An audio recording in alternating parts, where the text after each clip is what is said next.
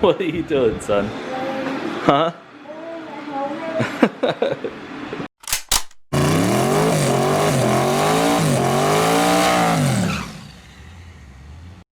I got a vibration coming from the front that I'm trying to narrow down, so I'm gonna get underneath there right now and try to see if we can wiggle a couple things, try to narrow that down.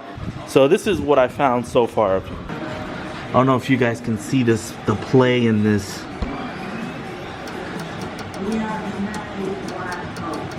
So there's play coming from the tube that goes inside the rack and pinion. I don't know, I don't think that's normal. Obviously, I think it should be pretty solid, but that may be where we're getting that vibration from. So I'm gonna have to figure out what we're gonna do about that rack and pinion. Other than that, the tie rods seem to be real tight. There's no movement there. The hub itself seems to be fine up and down.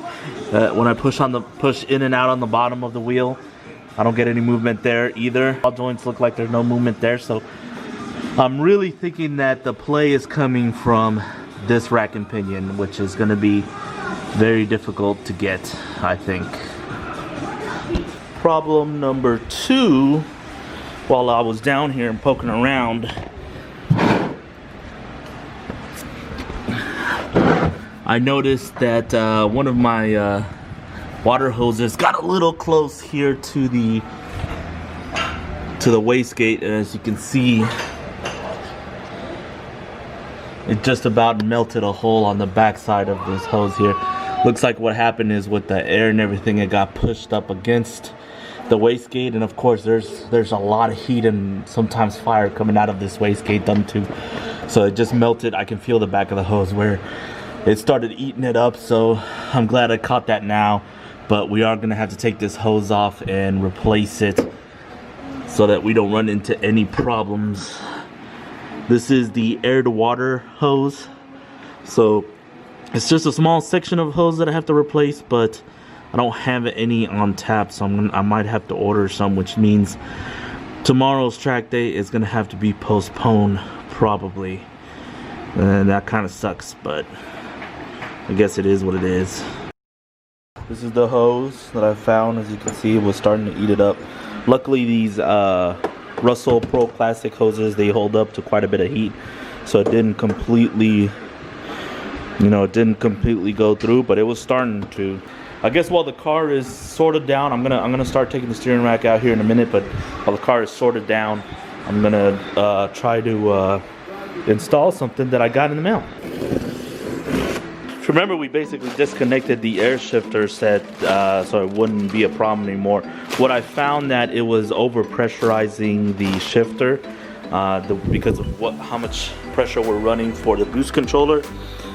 This single bottle was feeding not only my boost controller, but also feeding the air shifter, which was causing issues. What I found was that it was over pressurizing the shifter and then causing it to bind on the 1 to 2 or 2 to 3, I can't remember exactly. One of those gear selection, it was causing it to bind, and it's not because the cable's routed perfectly. It's not a binding issue with the shifter cable, nothing like that. It was just under power, under load. When it shifted, it would continually push and not cause it to shift clean. So the solution to that is to reduce the pressure in the bottle, so it doesn't need that much pressure to be shifting. But the problem with that is I don't want to do that since we're using this for boost controller. I don't know for sure, but I'm really feeling like this is going to solve my problem with the air shifter. I'm going to be able to just rely on the air shifter again, keep my hands on the steering wheel. So that's the plan. Let's get this installed. It's really not that big of a pain in the butt. It should be a pretty easy deal. Got a bottle, got a regulator, the valve itself came with some extra hose, which is always nice to have. And then I got this little billet bracket that's gonna attach it to the roll cage.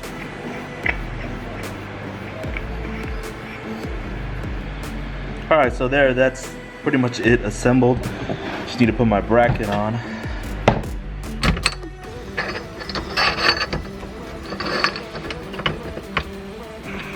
Yeah, I don't think it's gonna work here.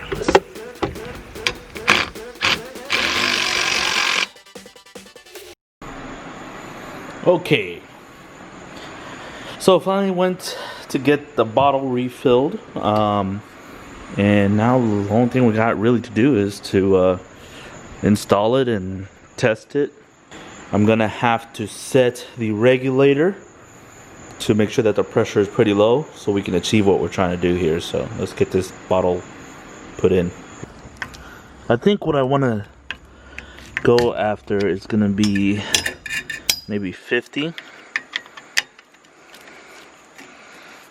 40, or maybe 40. Let's try 40 and see what happens.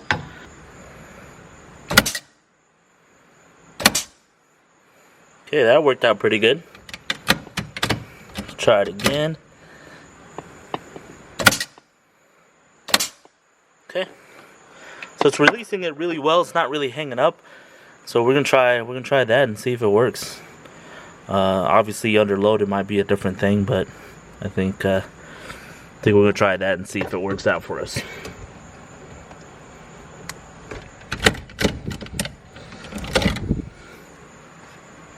Yeah, so I'm hoping that that's gonna be the fix there. We won't know until tomorrow when we do the test pass at Streetcar Takeover. Oh yeah, I wanted to show you guys real quick on the old rack and pinion. I actually want to take this apart and really look in there and see what it's all about. I'm not sure how to attack it, but I'm really thinking about taking the rack apart. At this point it might be a little bit useless, but I am going to keep the inner tie rods as spares because those are hard to get, inner tie rods, if you can believe that or not.